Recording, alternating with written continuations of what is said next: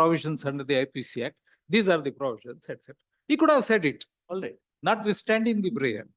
But that is not the case here. Since there is no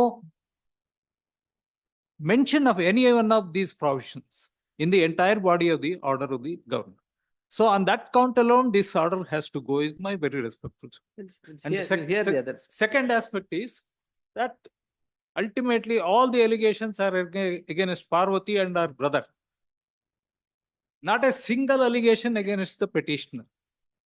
As having passed an order, having taken a decision, made a recommendation. Elaborately submitted. That is, yes. No, the point I am submitting is there vicarious liability of a husband for the deeds of either the brother-in-law or the wife?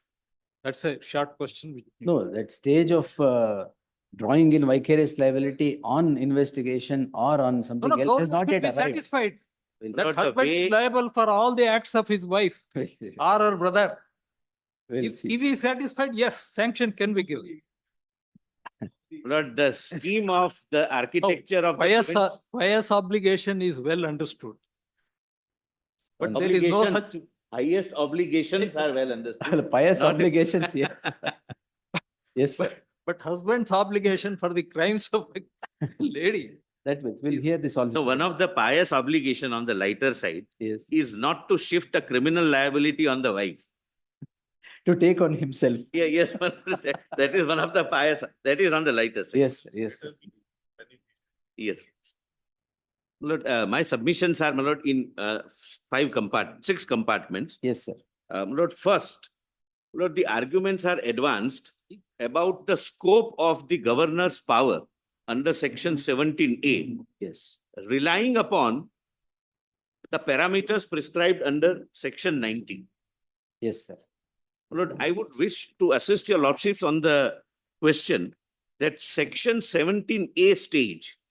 Yes. And application of mind. I'll take your lordships through, my lord. I'm just giving yes. Outline of what I'm respectfully assisting your lordship with. Yes. What are the differences between the provisions of 17A and 19, and resultantly, what will be the parameters of governor's jurisdiction, governor's power, or governor's duty, whatever we may call it, while exercising powers under 17A or 19. Second, my respectful submission is that the parameters of the governor's jurisdiction under 17A would be akin to what is described by the Honorable Supreme Court in Lalita Kumari's case, that he has to see a prima facie case whether the facts emerges a cognizable offense or not. If the facts reflects commission of a cognizable offense, he is not a judge. He is not supposed to sit in appeal and decide whether offense is committed, not committed. He has to say that yes, as alleged, there is a cognizable offense, and he has to discharge his function under 17A. Third,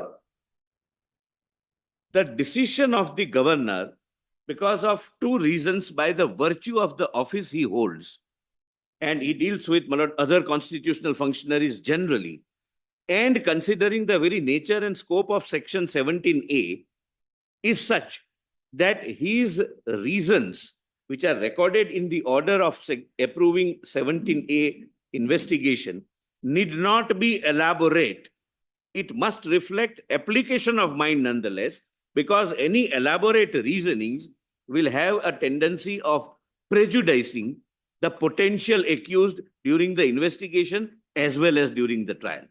But I must show, it's the duty of my lord the governor to show that there is an application of mind, and thereafter the reasons are recorded and the reasons can be found from the file also.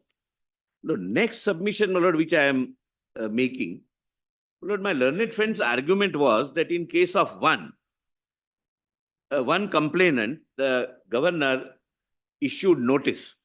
In two cases, the Honorable Governor did not issue notice. My lord, my respectful submission in law, and which I will substantiate by, my lord, the provisions as well as the legal interpretations given by the courts, yes, that at the stage of 17A, there is no requirement of any principles of natural justice. yes, He may have chosen to issue notice in one case, but non-issuance of notice, even in that one case, would not have created any prejudice to anyone, because in law, there is no contemplation of hearing. And I will elaborate, my lord. At the stage of 17. At the stage of 17A. Because Supreme Court has went to the extent of saying, even at the stage of 19, hearing is not required. Yes. Yes, because 19 is post-investigation. Yes. Lord, next contention I would, my lord, assist your lordship with is why the governor was required to act in his own discretion and not, my lord, as per the aid and advice as, my lord, contended by the petitioner. Aid and advice of the Council of Ministers under Article 163 of the Constitution will have no application when the Honorable Chief Minister is facing an allegation.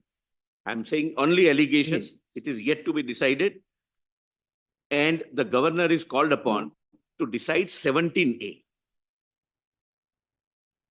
My lord, the submission, my lord, which my learned senior, my lord, just now made. Yes. Professor Ravi Kumar Verma, my lord, a very eminent counsel, my lord. I have had an occasion to oppose him in one of the reservation matters before the Constitution bench. My lord, the submission is that mention of BNS vitiates the decision of the governor. My lord, that submission is required to be, my lord, only pointed out to be rejected for the simple reason that suppose IPC offences are also mentioned. The governor will not go under 17A which offences are made out. Governor will only say that yes, prima facie, criminal offences are made out, and it will be for the investigating officer to decide under what provisions charge sheet, if any, is to be filed. Because the investigation may result into filing of the charge sheet, it might result into filing of a closure report, but in the event of filing of a charge sheet, the investigating officer will take his own independent decision based on the material of the record that these are the provisions which are attracted, which, Lord, in a given case of earlier also procedure, it is not yet referred even for investigation. So while referring, these crimes may be noted, may not be noted. correct, my lord. That's all. And even if it is noted, IO will not be bound by them. Maybe the governor has missed 2-3 sections, hypothetically. The IO can still say that the honorable governor did not have full facts. The honorable governor was relying upon only a written complaint. Now I have investigated, I have documentary evidence, I have oral evidence, I have other evidence, and now I feel that 3 other sections are also required to be added. Then he would add it.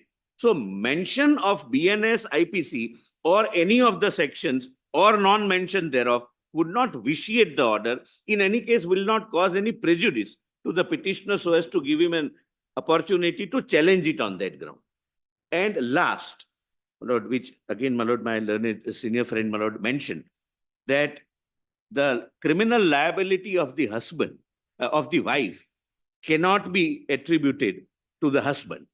Dr. Singhvi also made a submission that I have not made any recommendation.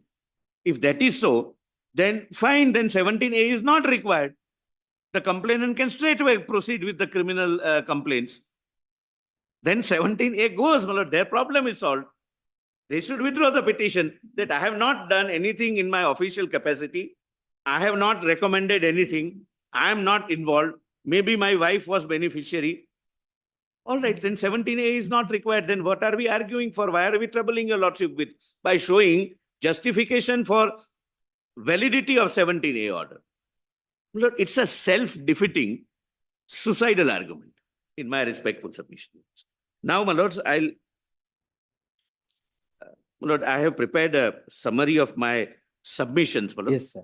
And so far as governor's application of mind is concerned, my lord, I have gone through the file. I will share the file with your lordships, Yes. and without making it a precedent, I Yes. will share with the other side also. Yes. Though, my lord, in law, my submission Okay. is that the potential accused cannot have an access to Yes. that file, but we don't wish, my lord, anything to play hide and seek. My lord, I'll show it to the petitioner also that this is the application of mind, and based upon the considerations which are reflected from the file, the governor has reached the conclusion that this is a case for 17A and he has passed the order. These are my written submissions. I'll give it.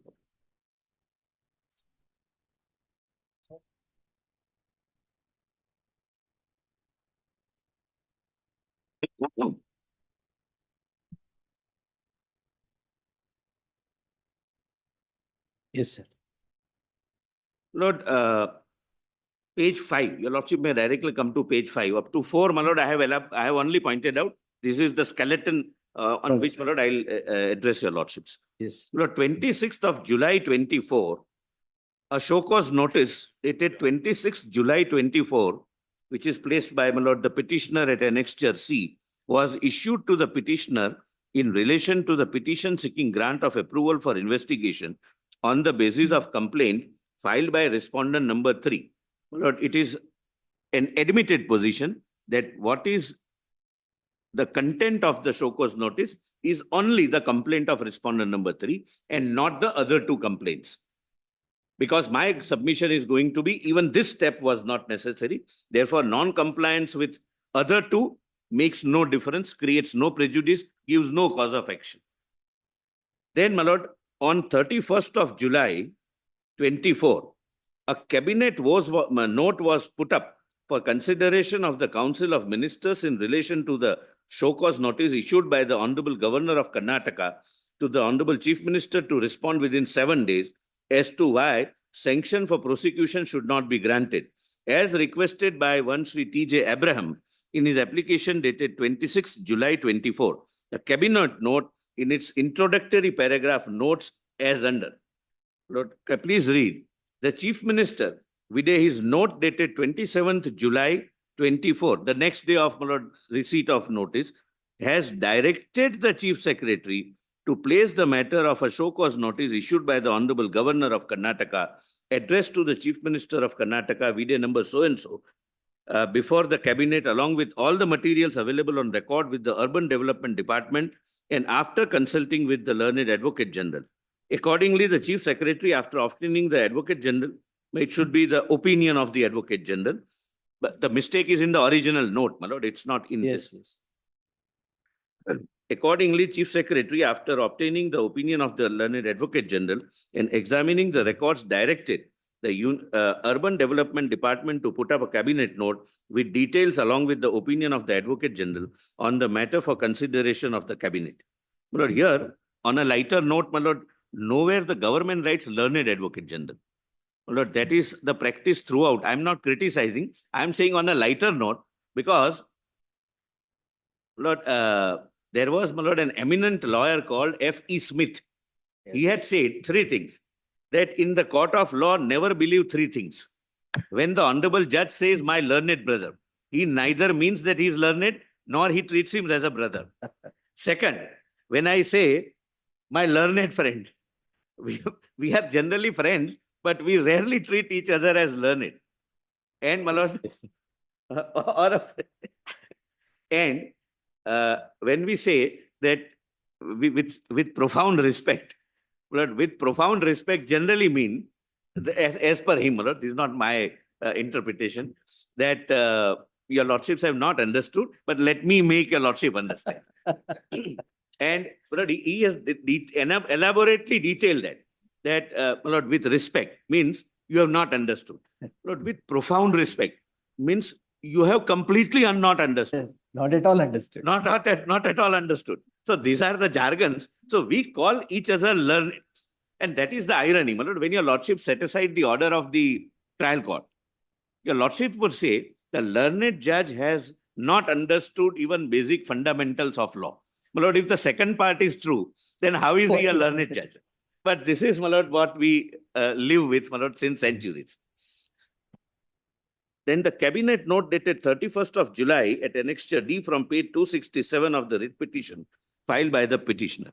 Then Council of Ministers, through its cabinet decision, advised the Honorable Governor to withdraw the notice dated so-and-so issued by him to the Honorable Chief Minister based on the petition and addendum dated so-and-so filed by one T.J. Abraham, and to proceed forthwith to reject the said application by denying prior approval and sanction as requested by the petitioner, Abraham.